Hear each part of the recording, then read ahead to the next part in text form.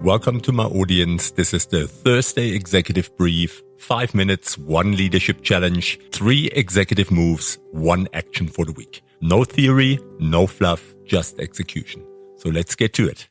Hello to my audience. Welcome back on the Executive 5. And today the topic, the leader everyone copies without knowing it. Something you did in a meeting last week is already being repeated 3 layers down. Maybe it was the way you shut down a difficult question.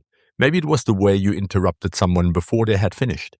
Maybe it is the way you handled pressure, owned a mistake, avoided a decision, or changed your tone when the numbers got uncomfortable. You probably forgot the moment. The organization did not. Senior leaders often think culture is shaped through values, communication plans, leadership frameworks, and town halls. Those things matter, but they are weaker than what people actually witness. Your behavior as a leader travels faster than your message, and the higher you sit, the further it goes. What's the challenge here? Executives underestimate how closely people watch them. For a simple reason, your behavior teaches them what is safe, what is rewarded, and what leadership really looks like in this organization.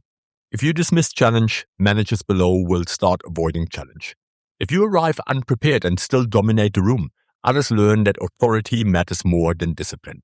If you say accountability matters, then protect the senior performer from consequence, the organization gets the real message immediately. Nobody needs a memo. They saw what happened. That is how behavioral norms cascade. One executive action becomes a leadership cue. That cue becomes a management habit. The habit becomes a team norm. Within months, the organization is doing something repeatedly that nobody formally instructed it to do. Leaders then act surprised by the culture, but culture is often senior behavior copied at scale. What do you do to keep that clean? Let me give you 3 moves. Number 1, audit the behavior, not the message. Do not start by asking what you told people. Ask what they saw. In the last 7 days, how did you respond when somebody disagreed with you? What happened when someone brought bad news? Did you create space or did you tighten the room? Did you reward honesty or reward reassurance?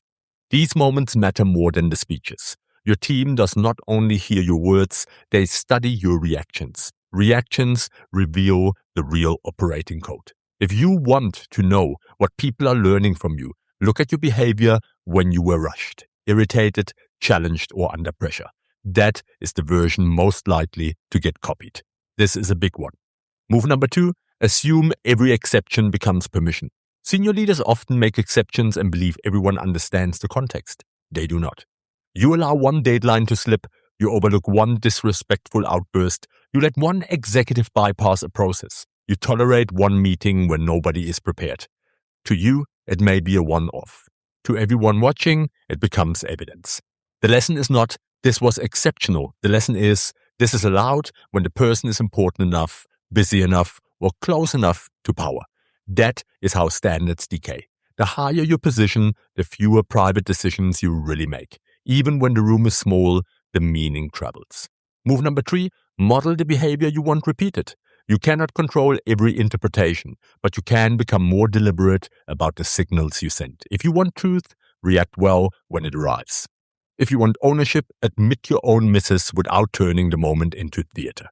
If you want better thinking, stop rewarding the fastest answer in the room. If you want calm under pressure, do not export your anxiety into everyone else's workload. The question is simple. If the whole organization copied what I did today, would I be proud of the culture it created? That question is uncomfortable. Good. It should be. Let me give you your weekly challenge. This week, choose one senior meeting and observe yourself as if you were 3 levels below your own role. Watch your tone, your interpretations, your response to disagreement, your treatment of uncertainty, your behavior when something goes wrong. Then ask one trusted person a direct question. What do people learn from watching me when the pressure rises? Do not explain the behavior, listen to the signal. Leaders are copied long before they are quoted.